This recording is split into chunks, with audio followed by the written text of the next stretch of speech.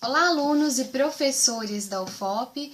Meu nome é Larissa, estudante do curso de Administração Pública da UFOP, e eu estou aqui para apresentar um trabalho sobre macroeconomia, o modelo ISLM e sua aplicação no dia a dia.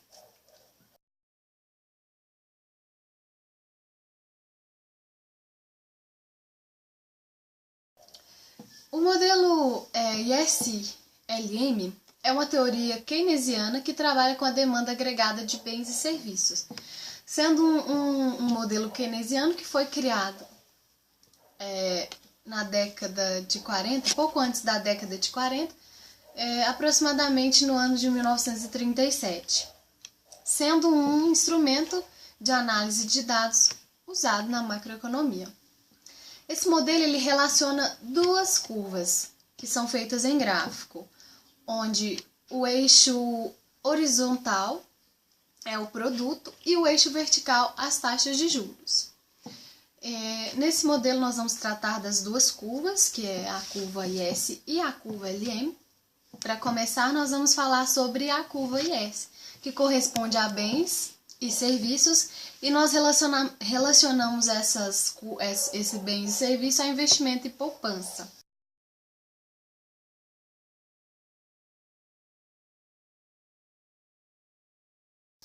A curva IS, ela reflete as condições de equilíbrio no mercado de bens, que são dados pelos pares ordenados Y e R, que são o eixo horizontal e o eixo vertical.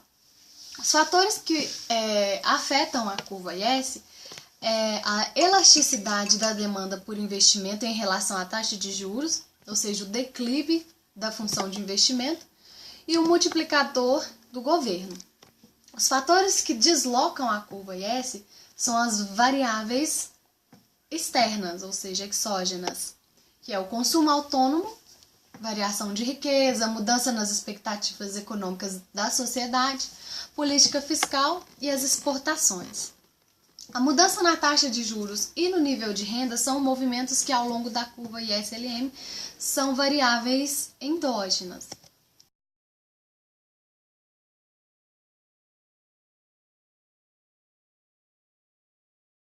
A curva LM, agora nós vamos tratar da curva LM, representa os possíveis pares de taxas de juros e o nível de renda que equilibra o mercado monetário.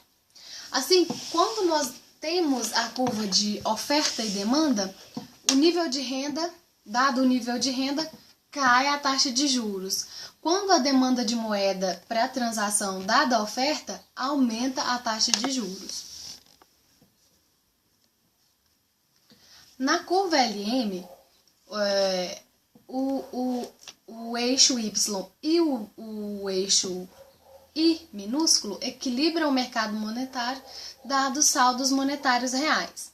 Então, nós vemos que os fatores que aumentam e afetam a inclinação da curva LM são as respostas às mudanças da taxa de juros, ou seja, quanto maior a variação na demanda de moeda em função de uma variação na renda, mais inclinada vai ser a curva LM.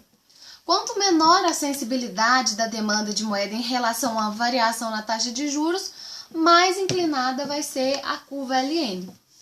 Ou seja, a curva LM é traçada por um dado estoque na moeda.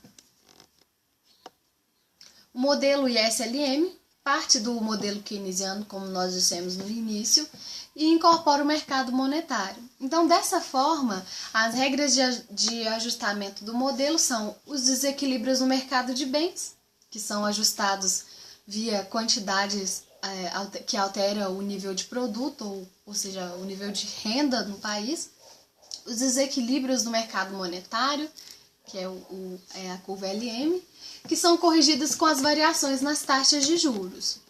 Então, um aumento da oferta da moeda torna o dinheiro mais abundante no mercado, o que vai reduzir a taxa de juros, provocando 3 efeitos paralelos no mercado do país. Sobre a curva IS, com a queda das taxas de juros, o investimento agregado se eleva. O aumento da renda real também aumenta a demanda de moeda por transações.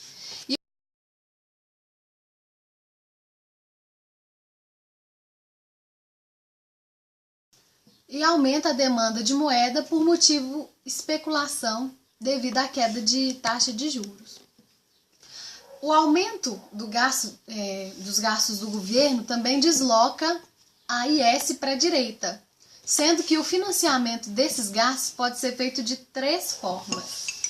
Pela emissão de títulos públicos, que provoca um aumento na taxa de juros, o aumento de impostos, que desloca a curva IS para trás, devido à queda da renda disponível e do consumo. O resultado final sobre a curva IS e sobre a renda vai depender dos multiplicadores positivo e negativo. Então, temos também a emissão de moeda, que vai deslocar a curva LM para a direita, né, que é a combinação de políticas. E nós temos também 3 trechos importantes da curva LM. A LM ela não é sensível à taxa de juros, então, portanto, a demanda especulativa por moeda é nula. A armadilha de liquidez, a elasticidade da demanda por moeda em relação à taxa de juros também é infinita. Temos também o trecho intermediário, que é a combinação de políticas monetária e fiscal. Então, nós vemos a eficácia dessa política monetária, porque diminui quando a elasticidade demanda por moeda em relação à taxa de juros aumenta. Aumenta quanto maior é a sensibilidade de investimento em relação à taxa de juros, e aumenta na medida em que aumenta a velocidade de renda de moeda.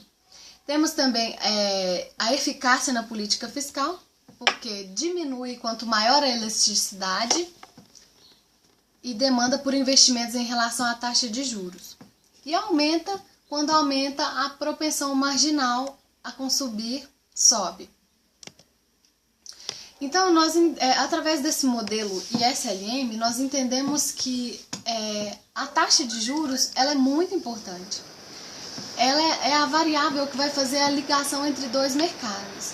Uma alteração exógena no mercado monetário, que vai determinar uma nova taxa de juros, que vai afetar o investimento agregado e, portanto, alterar o equilíbrio de mercado de bens e serviços.